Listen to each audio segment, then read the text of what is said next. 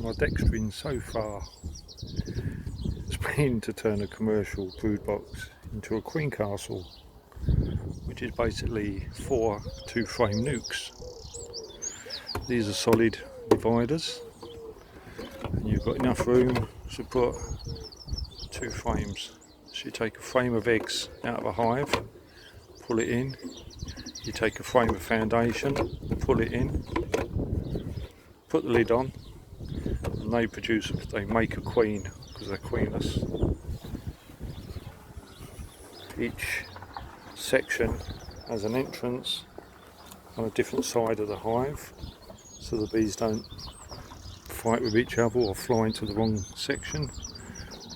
Not made yet, but we have individual lids that go on top, so as when you open one section up, the bees can't get from one to the other.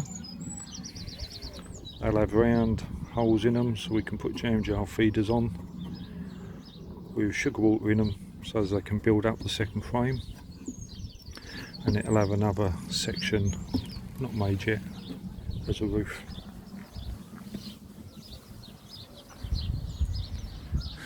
Probably looks crap because it's made out of bits and pieces,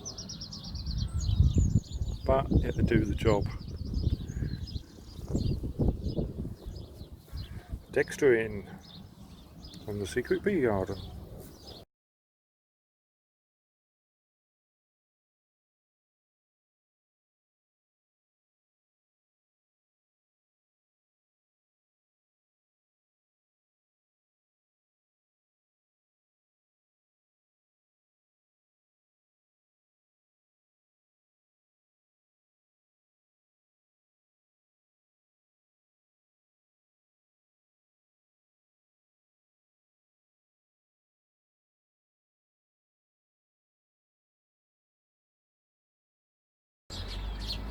So following on from the queen cage construction,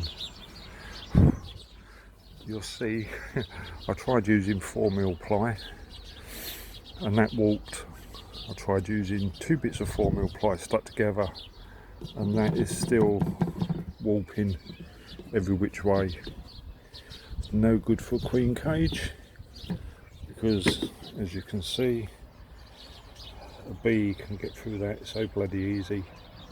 So the bee can go from that side into that side. So we're scrapping that idea, trying another idea. I'm actually quite glad that the first attempt with 4mm ply warped. I changed it over to 1/2 inch OSB and I believe it's made a much better top. Gave me the opportunity to put mesh over the feeding holes, so I can take off and add jam jar feeders as I want without bees coming out. Can also leave it as an air vent once feeding is finished, and each top is just a lot more solid and fits without any gaps. No gaps that a bee could get through there.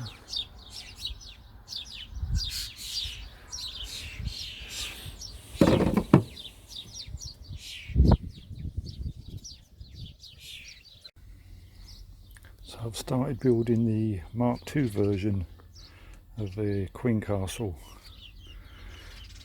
As you can see, this time I'm taking the dividers right the way up, just for that last problem we had for the bits of wood that went in the top, kept warping.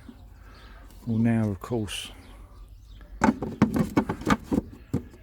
it fits in, it doesn't matter what happens to the wood, the bees won't be able to get through.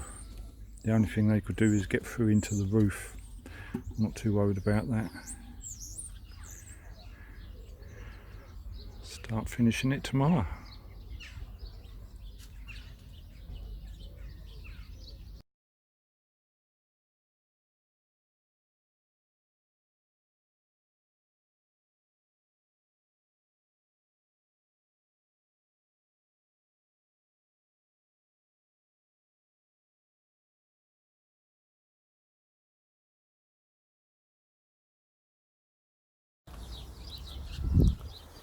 So the Mark II version of the Queen Castle finished in 2 days.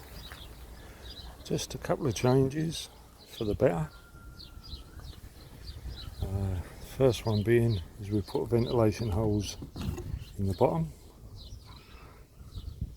so they've got bottom and top ventilation, which they can fill up with propolis, as we all know bees do. You'll see that I've taken the middle sections up higher, so if we ever get trouble with warping lids, it doesn't matter, each one is a separate unit. Once the lid goes on, it's perfectly sealed.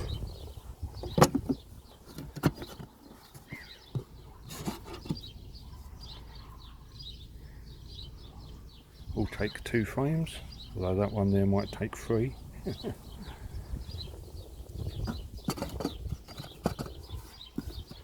Once they're shut, the bees can't go from one side to the other. Just need to make a lid. This one's 2 inches higher than the other one as well. Because it's a commercial, I actually cut 2 inches off the last one, but this time I thought I'd leave it, even though that gives a bit of space underneath a national frame. Means that the bees can build Burcomb if they want for a drone. So, let's see how we go.